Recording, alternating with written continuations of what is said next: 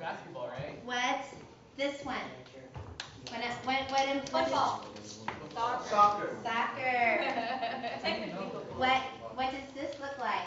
Football. Football. The laces. Everybody together, the laces. Just we'll get to it. So we started off with what? Baseball. We went to soccer. We went to Football. because the laces on the football. Hello, my name is Julie. What's up? How is it like being taught by a deaf person? How is it like being taught by a deaf person? Well, I feel honored being taught by a deaf person because I'm experiencing a new foreign language that I never knew in the first place. I have a sister-in-law, I would say, that is deaf, and I usually just write on a piece of paper and communicate with her, and now it just gives me like the advantage to talk back to her with sign language. Hi, my name is DJ, which is short for Deborah Jacobson. How do you interact with the deaf community?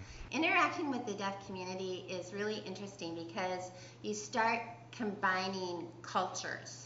And so, of course, I was raised in a hearing culture, a hearing person, and a deaf person is at different ages brought into and or raised in a deaf culture, and you start combining them. But I would be the visitor in that community, and I have to respect the social rules of the deaf community. How do you which compare do in ASL any class to different regular culture. high school classes?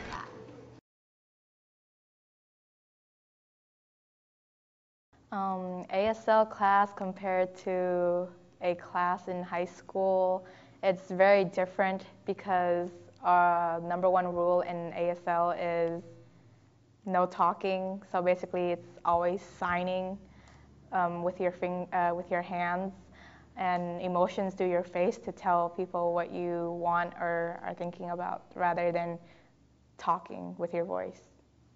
How were you introduced into ASL?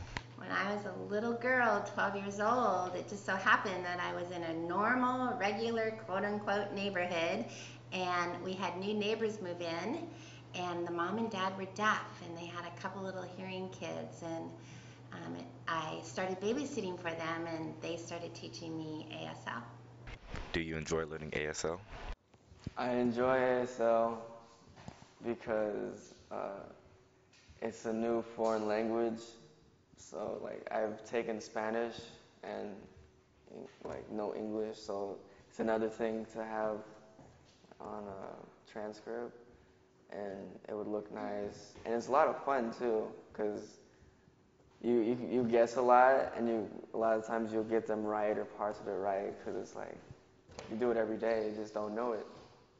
Do you enjoy teaching ASL? Well, I love it because it's an elective, and the students that take ASL, not only here, but at the high school where I teach full-time, Woodinville High School, they have chosen to be there, and they're there for various reasons, and I have the struggling student and the student that flies with success, and I love them all. Would you use ASL in the future? I would use ASL in the future, especially if I was at a deaf gathering, or just talking to someone on the bus who happens to be deaf or something. Based on your experience with the deaf community, what struggles do they face? Oh boy, it's as individual struggles, struggles in the deaf community are as individual as your struggles and my struggles. It all depends on how a person is raised, how they became deaf, when they became deaf, are they hard of hearing or deaf? It's just so varied. Each person would have a different answer for that. Hi, my name's Autumn.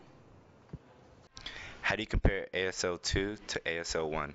I think this year's class was challenging because we had 3 teachers, and so I think last year was, simple. We had one teacher. She taught us a lot of the hard basics and also a lot of the hard stuff. And this year having ASL 2 obviously makes it harder because we're going to be learning more of the more challenging fundamentals of ASL. along with having to re-go over, like just redo the basics from last year because we probably might have not remembered them or we just need to go over them in general.